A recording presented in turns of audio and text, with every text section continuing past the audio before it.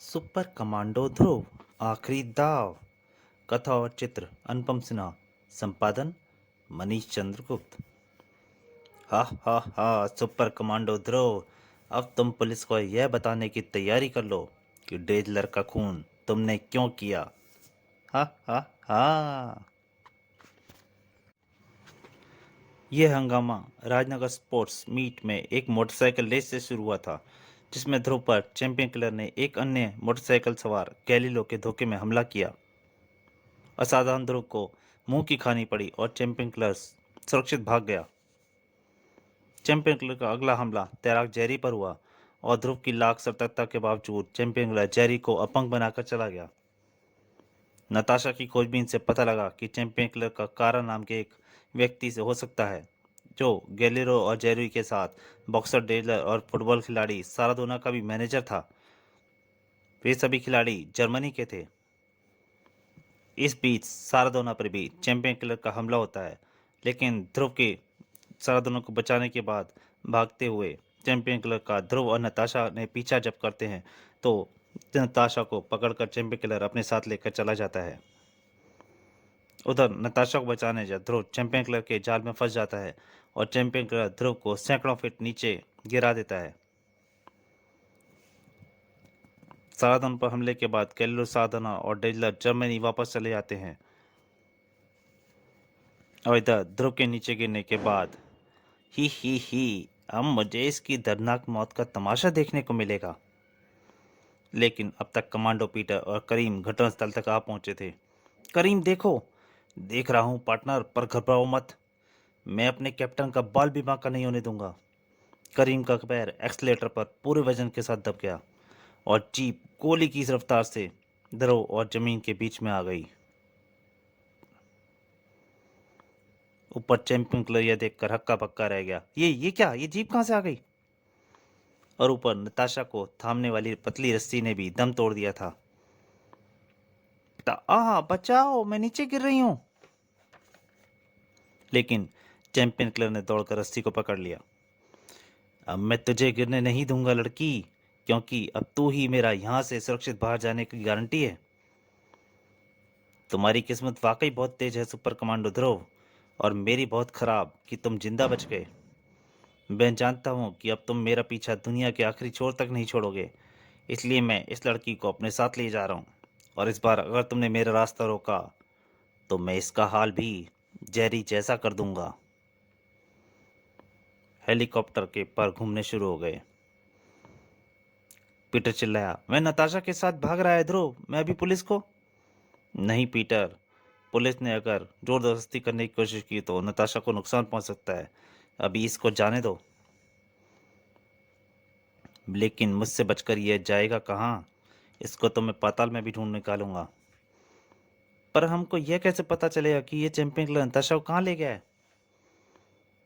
Champion killer के जीवन का एक ही मकसद है, गैलिलो, डेजलर और साराधोना से बदला लेना। ये तीनों जहां भी जाएंगे चैंपियन किलर वहां पर जरूर जाएगा। इसलिए अब हमारे लिए इन तीनों पर नजर रखनी बहुत जरूरी है। लेकिन वे तीनों तो आज सुबह ही चले गए ध्रुव। चले गए? पर कहाँ? वे लोग आज सुबह अपने प्राइवेट प्लेन से जर्मनी से बॉन सेंट के लिए रवाना हो गए, और उन लोगों के साथ कुछ बारे में कुछ भी नहीं बताया जाने के बारे में। और हाँ, याद आया, तैराक जेरी भी उनके साथ ही था, स्ट्रेचर पर। बॉन बॉन स्पोर्ट्स इंस्टीट्यूट भी तो बॉन शहर के पास ही स्थित है, जहाँ से प्रशिक्षण पाकर ये चारों सामान्य खिलाड़ी विश्व चैंपियन बन गए। यू आर राइट रेणु, यह संयोग नहीं हो सकता। सेल्फ स्पोर्ट्स इंस्टीट्यूट का इस पूरे घटनाक्रम से गहरा संबंध है। मुझे पूरा यकीन है कि हमारे सारे सवालों के जवाब वहीं पर हैं, और शायद नताशा भी। ध्रुव का सोचना बिल्कुल एकदम सही था, क्योंकि उसी वक्त बॉन शहर की ओर बढ़ते एक प्लेन में। तो घबरा मत जेरी, हम तेरा बदला जरूर लेंगे। जब गीदड़ की मौत आती है तो वह जंगल से भागकर शहर आता है। हमारा दुश्मन अगर जेल से भागा है तो हम सिर्फ हमारे हाथों से मरने के लिए। लेकिन होनी ने इस बदले की लड़ाई में एक नया पात्र जोड़ दिया था, और इस वक्त वह भी स्टार्क की शक्ल वाले अपने प्राइवेट प्लेन से बॉन शहर की तरफ बढ़ रहा था। अगले दिन बॉन शहर के बाहर स्थित सेल स्पोर्ट्स इंस्टीट्यूट में एक अनपेक्षित मेहमान आया। आइए मिस्टर ध्रुव, डायरेक्टर साहब आपका इंतजार कर रहे हैं। और थोड़ी देर में ही ध्रुव डायरेक्टर साहब की पूरी घटना सुना चुका था। और फिर मैं भी बॉन आ गया। कहानी तो दिलचस्प है, लेकिन मैं इसमें तुम्हारी क्या मदद कर सकता हूँ? जिन खिलाड़ियों पर हमले हुए हैं वे सभी आपके ही इंस्टीट्यूट के हैं, और चैंपियन किलर का कहना है कि ये सभी धोखे से चैंपियन बने हैं। मैं आपसे सिर्फ इतना जानना चाहता हूँ कि इस धोखे का क्या मतलब हो सकता है। डायरेक्टर एक सेकंड में आग बबूला हो गया। क्या तुम यह कहना चाहते हो हमारे इंस्टीट्यूट में खिलाड़ी बनाने के लिए गैरकानूनी तरीके अपनाए जाते हैं? देखिए, मैं तो सिर्फ ऐसी बात कहने की तुम्हारी हिम्मत कैसे हुई? Guest out. जा रहा हूँ, जा रहा हूँ। जाते जाते मुझे सिर्फ इतना बता दीजिए कि कारा मुझे कहाँ पर मिलेगा। कारा? कौन कारा? I get out. और अगर दोबारा कभी अपने नजर आए तो जिंदा नहीं बचोगे। डायरेक्टर के कमरे से बाहर निकलते समय ध्रुव काफी हद तक संतुष्ट था। डायरेक्टर की हड़बड़ाहट ने मेरे इस शक को तो पक्का कर दिया है कि यहाँ पर कुछ गैरकानूनी। तभी उसे कुछ महसूस हुआ।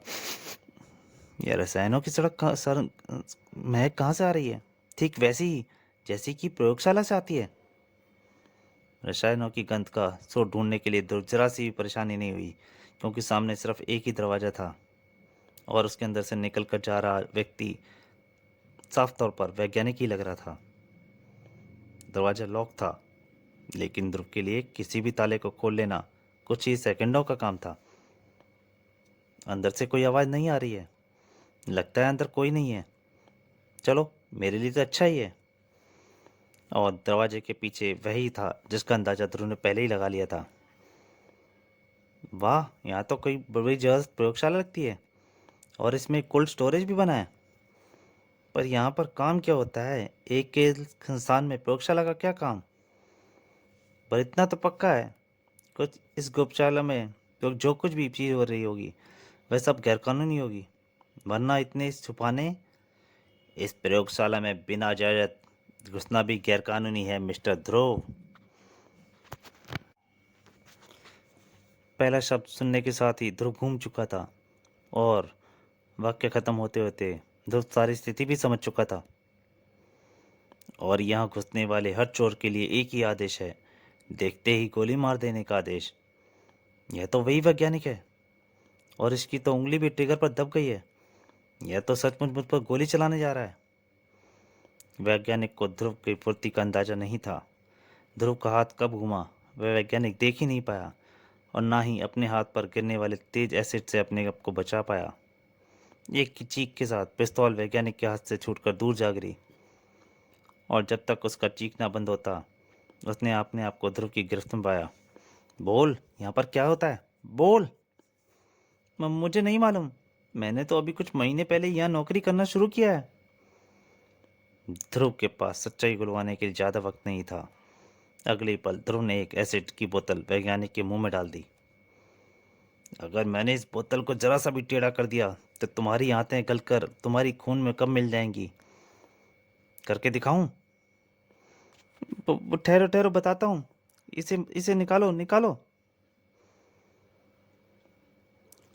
यहाँ पर मैं रिसर्च करता हूँ, एसिड स्टेरॉयड बनाने के लिए, जो किसी ड्रग टेस्ट में पकड़े ना जा सकें। पर तब अब तक मैं एसिड स्टेरॉयड नहीं बना पाया। स्टेरॉयड यानी वे दवाइयाँ जिनका प्रयोग खिलाड़ी अपनी ताकत बढ़ाने के लिए करते हैं, पर यह तरक्की तो गैरकानूनी है। तभी बाहर से आवाज आई। अभी कौन चीखा था वॉल्ट? यह तो डायरेक्टर की आवाज़ है, और वह इधर ही आ रहा है। अब यहाँ रुकना बेकार है। यहाँ से मुझे जो जानकारी मिल सकती थी मिल चुकी है। माय गॉड, यह तो वही छोकरा ध्रुव है। लेकिन जब तक कोई बाहर झांक पाता, ध्रुव सुरक्षित ऊपर पहुंच चुका था। और जब उन्होंने बाहर झांका, कहाँ गया वह लड़का? मालूम नहीं सर, नीचे तो कहीं कोई नजर ही नहीं आ रहा है। तो क्या उसको पर लग गए मूर्ख? ठीक से देखो। वैसे तुम्हारी मुक्ता से लेबोरेटरी तक घुस गया। तुमने जरूर ताला खुला छोड़ा। परंतु नीचे नीचे देखते देखते, सर वो देखिए नीचे। अरे, ये तीनों इस वक्त यहाँ पर? क्या संयोग है, अभी ये लड़का इनके बारे में बात कर रहा था। ध्रुव को ज़्यादा आश्चर्य नहीं हुआ। वाह, इन तीनों का यहाँ आना साबित करता है कि इस इंस्टीट्यूट का पूरे घटनाक्रम और नताशा के अपहरण से गहरा संबंध है। थोड़ी देर में डायरेक्टर उनसे पूरी बात बता चुका था और वह मुझसे कारा के बारे में पूछ रहा था। मुझे समझ में नहीं आता कि इस कहानी में कारा कहाँ से आ गया। वह कारा जिसे कई महीने से किसी ने देखा तक नहीं, और सबसे बुरी बात तो यह है कि वह हमारी लेबोरेटरी के बारे में भी जान गया है। आप उस छोकरे की चिंता छोड़ दीजिए सर, उसे हम संभाल लेंगे। हमको पता चला है हर्ट जेल से भाग गया है। आपने उसको कहीं इंस्टीट्यूट के आसपास तो नहीं देखा? हर्ट को? नहीं, वैसे वह जेल से भागा क्यों? यही तो हम भी जानना चाहते हैं। अब हमको याद दीजिए इंस्पेक्टर साहब, वो डायरेक्टर साहब। ध्रुव के लिए यह नाम एकदम नया था। हर्ट? हर्ट? ये हर्ट कौन है? वह छोकरा कारा के बारे में कैसे जान गया? पता नहीं, लेकिन वह लड़का है बहुत खतरनाक। अगर वह कारा तक पहुंच गया तो हमारे सारे भेद खुल जाएंगे। वेरी गुड, अब ये दोनों कारा के पास जा रहे हैं। अब अगर कुछ एक्शन शुरू होगा तो मैं भी खाली बैठा बोर हो रहा था नहीं तो। कुछ देर बाद गैलीलो और सारा दोनों एक कार लेकर शहर के बाहर एक सुनसान रास्ते पर बढ़ रहे थे।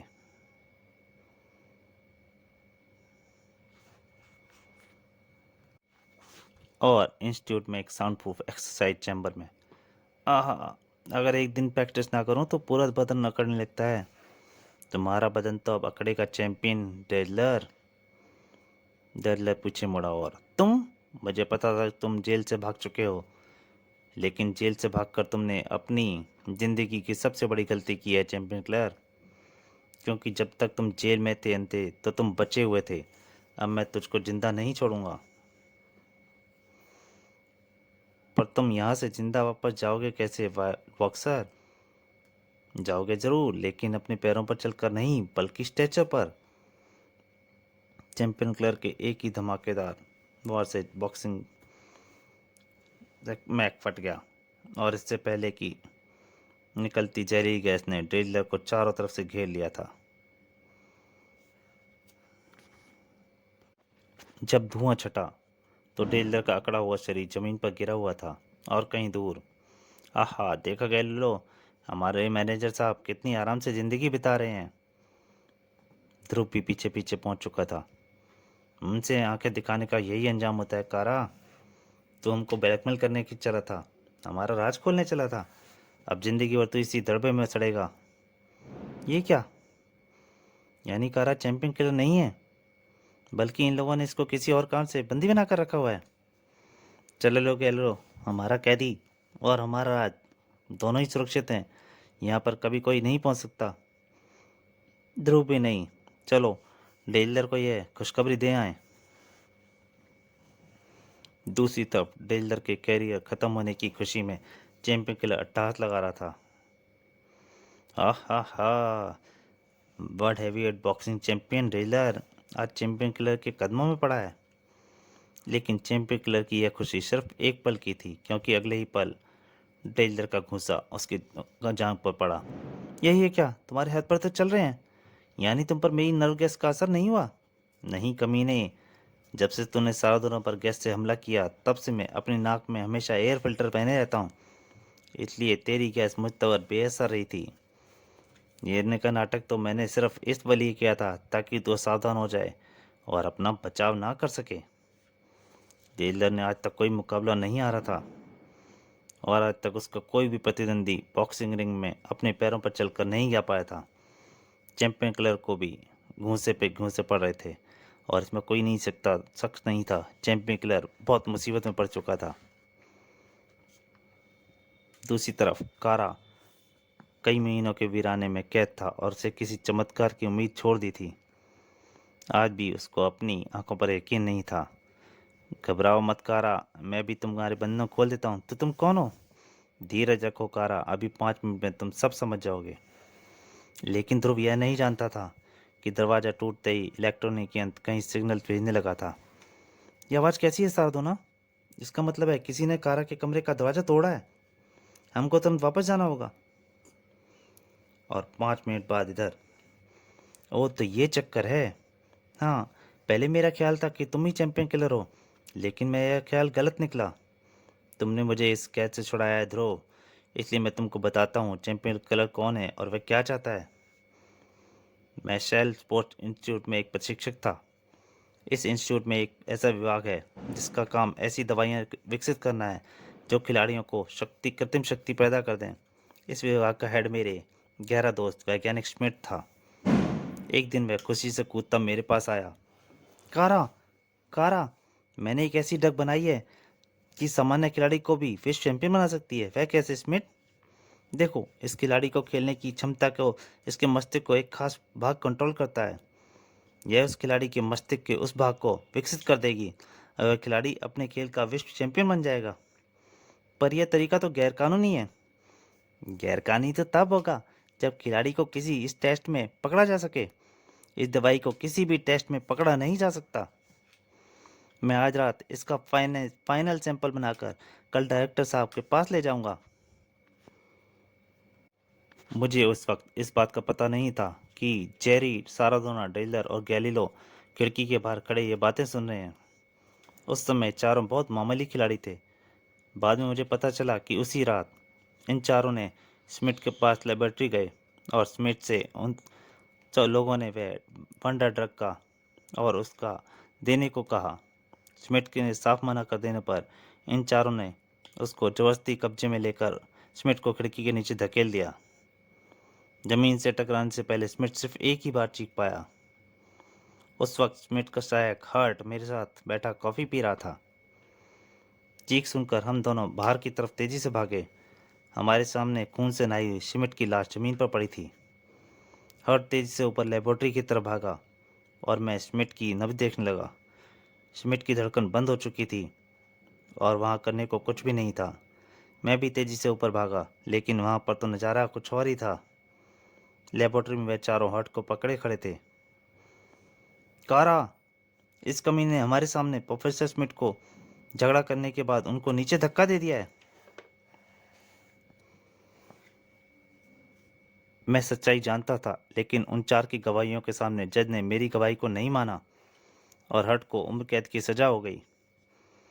इन चारों की फिर भी यह डर बना रहा कि कहीं इनके वंडर ड्रग का भेद न खोल दूं। इन लोगों ने मुझे अपना मैनेजर बना लेने और बेशुमार पैसा देने का लालच दिया। मैं मूर्ख इनके झांसे में आ गया। लेकिन ये चारों इस ड्रग के बूते पर सफलता की सीढ़ियाँ चढ़ रहे थे और मुझे एक भी पैसा नहीं दिया। और जब मैंने ओलंपिक कमेटी के सामने इनका राज खोलने की धमकी दी तो इन लोगों ने मुझे यहाँ कैद कर दिया। समझा?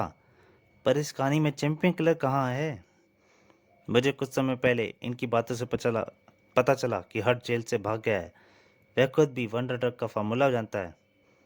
उसने अदालत में इन चारों से बदला लेने की कसम खाई थी। अब वही एक गोली बच्चा चीना चीरती चली गई थी। कारा,